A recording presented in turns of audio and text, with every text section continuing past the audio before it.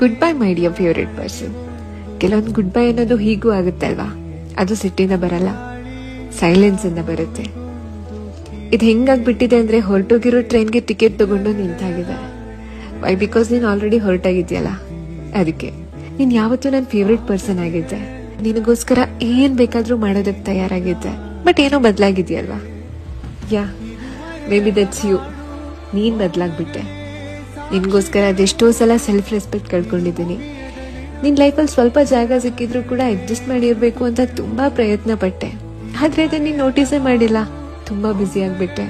ನಿನ್ಗೋಸ್ಕರ ಕಾದೆ, ನೀನ್ ಕಾಲ್ ಮಾಡ್ಬೋದು ಅನ್ಕೊಂಡೆ. ಇಲ್ಲ, ಯು ನೆವರ್ ಟರ್ನ್ಡ್ ಅಪ್. ನಿನ್ನನ್ನು ಕಳ್ಕೊಳ್ಳೋದು ಅಷ್ಟು ಈಸಿ ಅಲ್ಲ. ಅದು ಹೆಂಗ್ ಅನ್ಸುತ್ತೆ ಗೊತ್ತಾ? ನನ್ನನ್ನೇ ನಾನು ಕಳ್ಕೊಂಡಾಗೆ. ನಾನೇನು ರಿವೆಂಜ್ ತಗೊಳ್ತಾ ಇಲ್ಲ. ಇದು ಕೂಡ ಪ್ರೀತಿನೇ. ನಿನಗೆ ಯಾವುದೇ ತರ ತೊಂದರೆ ಕೊಡದೆ ನನ್ನ ಪಾಡಿಗೆ ನಾನು ಸೈಲೆಂಟ್ ಆಗಿ ಹೋಗ್ತಾ ಇದ್ದೀನಿ. Good bye.